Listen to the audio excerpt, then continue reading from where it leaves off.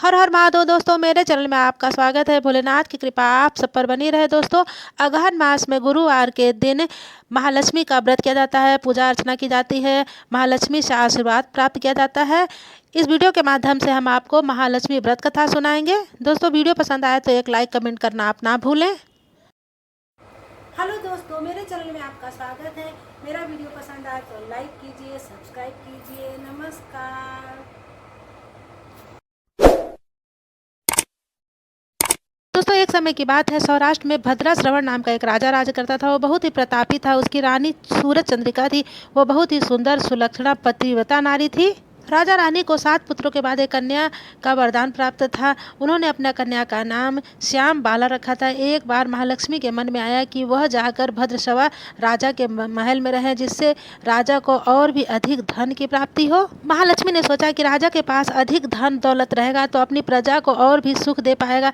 यह सोचकर महालक्ष्मी ने एक बूढ़ी औरत का रूप धारण करके हाथ में लाठी लेकर के राजा के महल में पहुंच गई। बूढ़ी औरत को देखते ही उस महल की दासी उसके पास आई और उसका नाम धाम कर्म धर्म सब पूछने लगी।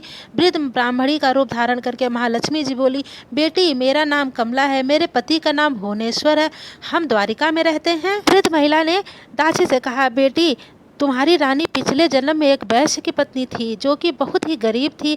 गरीबी के कारण हर रोज उसके घर में झगड़ा और क्लेश होते थे। इसे तंग आकर एक दिन वह घर छोड़कर चली गई।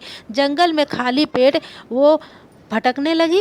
उसकी इस दुर्दशा को देखकर मुझे दया आ गई। तब मैंने उसे सुख संपत्ति देने वाली महालक्ष्मी व्रत की कथा सुनाई। मेरे कहने पर उसने महालक्ष्मी का व्रत किया, जिससे मैं महालक्ष्मी बहुत ही प्रसन्न हो गई। उसकी गरीबी दूर हो गई, उसका घर संसार धन धान्य से भर गया। इसके बाद पति पत्नी परलोक सिधार गए और लक्ष्मी लोक में निवास किया। जितने सालों तक उन्होंने महालक्ष्मी का व्रत किया, उतने हजारों सालों तक उन्होंने सुख भोग किया। अब उनका जन्म राजघराने में हो गया है, परंतु वह श्री महालक्ष्मी व्रत करना भूल गई है। वृद्ध महिला ने कहा, मैं रानी को महालक्ष्मी व्रत का याद दिलाने आई हूँ। यह सब बातें सुनकर रानी ने उस वृद्ध महिला को प्रणाम किया। फिर श्री महालक्ष्मी व्रत की पूजन विधि पूछी। तब उसे वृद्ध महिला के रूप में आई हुई दासी ने महालक्ष्मी व्रत की पूजा की संपूर्ण विधि बताई। फिर दासी वृद्ध महिला को प्रणाम करती हुई महल के अंदर गई, रानी को बताने चली गई।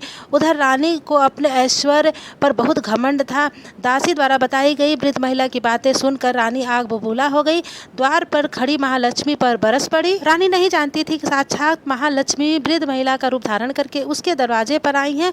रानी का बुरा व्यवहार देखकर, अपना अनादर देखकर माता लक्ष्मी ने वहाँ रुकना ठीक नहीं समझा। वो तुरंत वहां से चल पड़ी। रास्ते में उन्हें रानी की पुत्री राजकुमारी मिली। वृद्ध महिला ने राजकुमारी श्याम बाला को उसकी माँ के बुरे व्यवहार की सारी बातें बता दी। श्याम बाला महालक्ष्मी जी की बातें सुनकर माँ के बुरे व्यवहार से क्षमा मांगी।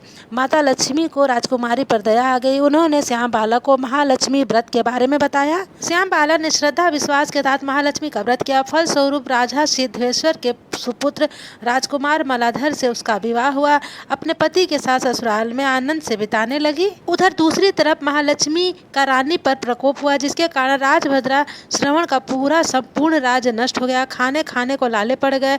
ऐसी हालत में इधर उधर भटकते हुए राजा रानी जंगल में रहने लगे। एक दिन रानी राजा से बोली, स्वामी हमारे दामाद इतने बड़े राजा हैं, धनवान हैं, ऐश्वर्यशाली हैं, उनके पास जाकर अपने हाल बताइए, वो जरूर हमारी मदद करेंगे। यह सुनकर के राजा भद्र श्रवण अपने दामाद के पास जाने को तैयार हो गए। राजा दामाद के राज्य में पहुंच करके वहां एक तालाब के किनारे विश्राम करने लगे। वहां आता जाता उन्हें देखकर विनम्रता से वहां की दासी ने पूछा कि आप कौन हैं। जब उन्हें पता चला कि रानी श्याम बाला के पिता हैं तो वह दौड़ती हुई रानी के पास गई। दासी ने रानी को सारी बात बता दी। रानी ने जब सुना तो रानी ने दासी के हाथों राज परिधान भेजकर ठाट बाट के साथ अपने पिता का स्वागत सत्कार करवाया। जब वो लौटने लगे तो सोने से भरा हुआ घड़ा दिया अपने पिता को। राजभद्रा जब घर अपने वापस आया तो उसकी पत्नी देखकर बहुत ही प्रसन्न हुई। जैसे ही राजा ने रानी को सोने से भरा हुआ घड़ा दिया, सारा घड़े का धन कोयला हो गया। यह सब माता लक्ष्मी का प्रकोप था। इस प्रकार दुर्दशा के साथ कई दिन बीत गए। अब रानी स्वयं अपनी कन्या से मिलने गई। जिस दिन रानी राजकुमारी से मिलने गई उस दिन अघन मास का अंतिम गुरुवार था। श्याम बाला ने महालक्ष्मी का व्रत किया था, पूजा करी, अपने माता को भी व्रत करने को कहा। महालक्ष्मी के व्रत करने के बाद रानी अपने घर वापस आई। व्रत करने से उसे एक बार फिर राजपाट, धन, ऐश्वर्य प्राप्त हो गए। कुछ दिनों बाद श्यामबाला अपने पिता के घर आई। पिता के घर जाने के बाद उसकी माँ को अपनी पुरानी बातें याद आने लगी, अपनी दुर्दशा याद आने लगी। उसे लगा कि उसकी पुत्री ने पिता का तिरस्कार किया था, कोयला भरकर घड़े में दे दिया था। तो रानी ने अपनी पुत्री का कोई भी आदर सत्कार नहीं किया, बार बार तिरस्कार करने लगी। जब राजकुमारी श्यामबाला वापस आने लगी तो रानी ने उसे कुछ नहीं दिया। तब श्यामबाला ने अपने पिता के घर से थोड़ा सा नमक ले लिया। जब वो अपने ससुराल पहुंची तब उसके पति ने पूछा कि इस तरीके से क्या लेके आई हो, तो वो बोली कुछ धीरज रखिए, आपको पता चल जाएगा। उस दिन उसने श्यामबाला ने कई तरह के पकवान बनाए, उसमें नमक नहीं डाला, बिना नमक के भोजन बनाए, पति को परोसा।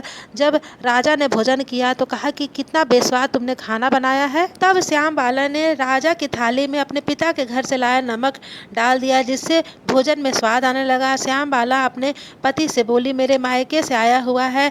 पति को उसकी बातें सही लगी, वह दोनों भोजन करने लगे। इसी प्रकार से पूरे श्रद्धा भाव से महालक्ष्मी की पूजा करते रहे। उसे महालक्ष्मी की कृपा अवश्य प्राप्त होगी, सुख संपत्ति शांति की प्राप्ति होगी, सभी मनोकामनाएं पूर्ण होगी। हे महालक्ष्मी, जैसे आपने श्यामबाला पे कृपा की वैसे सब पे करना। मेरा वीडियो कैसा लगा कमेंट जरूर करिए, कमेंट बॉक्स में लिखिए हर हर महादेव। नमस्कार, हम मिलेंगे अगले वीडियो में।